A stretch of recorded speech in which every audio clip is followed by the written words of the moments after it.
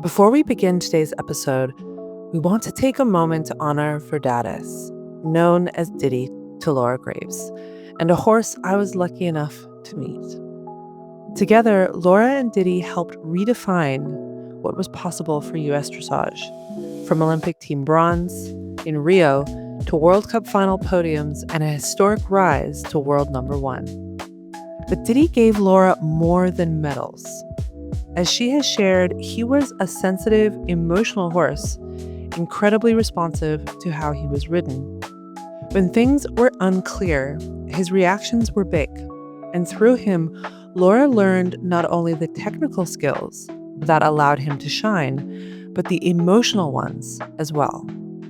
The perspective you're about to hear was shaped by years of learning how to meet a horse like that with awareness and responsibility. Listening now, after his passing, Laura's words land a little differently. And that's why today's conversation matters. Diddy's message lives on in this lesson about frustration. Because if Laura had met his reactions with frustration instead of curiosity, their story would have ended very differently. The horse world is under real scrutiny right now. Much of what goes wrong in our sport doesn't come from cruel intent, but from frustration that builds until it turns into harm. When that happens, horses are the ones who pay the price. We spend so much time focusing on physical skills, while mental skills are treated as secondary. I think we have that backwards. Emotional regulation is the most important skill a rider can develop. And it may be the only one that can truly protect our sport. In this clip from Laura's NF Plus Masterclass, she speaks to what happens inside us when riding gets hard, and why curiosity isn't just a mindset, but a skill that protects the horse, supports the rider, and makes partnerships like hers with Diddy possible.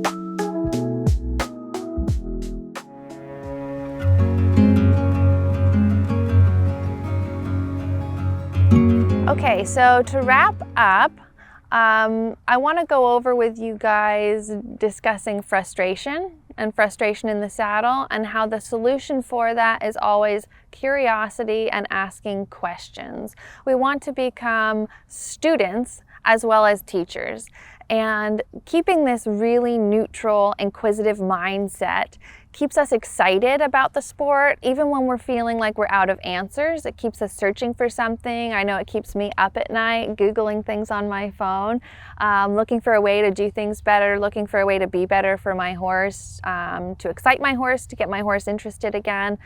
And it really, I think, leads us into becoming more independent as well.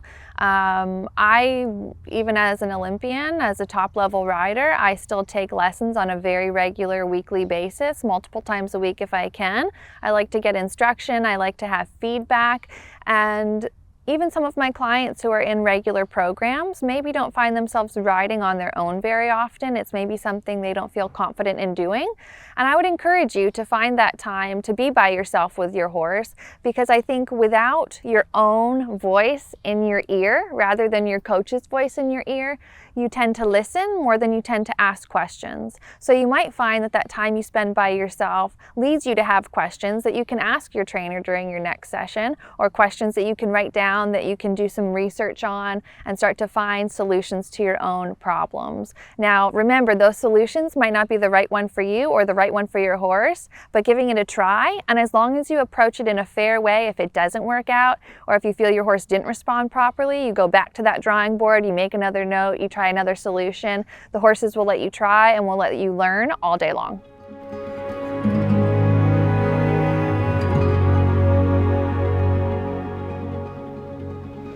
In this masterclass, through these courses, you'll hear my voice, and it's honestly, I'm talking to you guys but it's an internal dialogue I have with myself on a regular basis while I'm riding. I try to talk myself through what I'm feeling, what I'm going to apply from my aids to try to improve what I'm feeling, to try to improve what my horse's reaction is to that aid.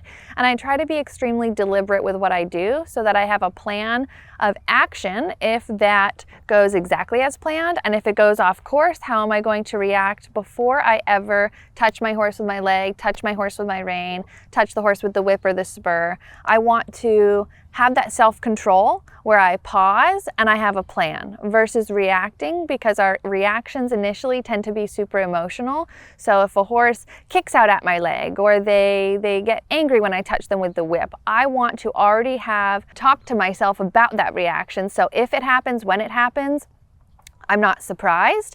I wait for the reaction of the horse, the emotional reaction of the horse to pass. And when the horse is reasonable in a way in his mind where he can accept another question, I will pose that question again. It just keeps me really focused on task and lets the horses also express their feelings in a way where they don't feel like they're not allowed to also be independent creatures.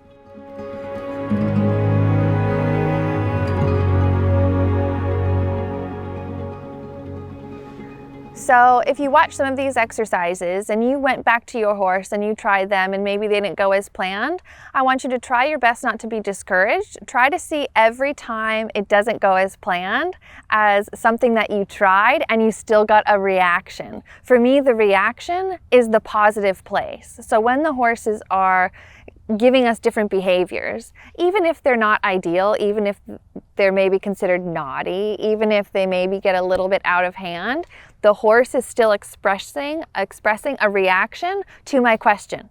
So we want to be super, super careful that we don't stop this behavior of the horse of reacting, because eventually that horse, if we do this well, the horse will narrow down their selection process and start to choose the right answer every time, right? Process of elimination. And remember, we never attack the negative behavior. We simply wait for the horse to be in a place to accept the learning again and pose the question. And we help them find that right answer. But until that happens, understand their guessing, right, is going to be this huge pool of questions, right? They're going to throw another question back at me as the rider because they don't know. So it's just them trying to learn and be a horse, right? They're going to react in a way that is natural for them. Okay, go ahead. You guys are free. Try these exercises. Keep track of how they go in your workbook and come back with questions.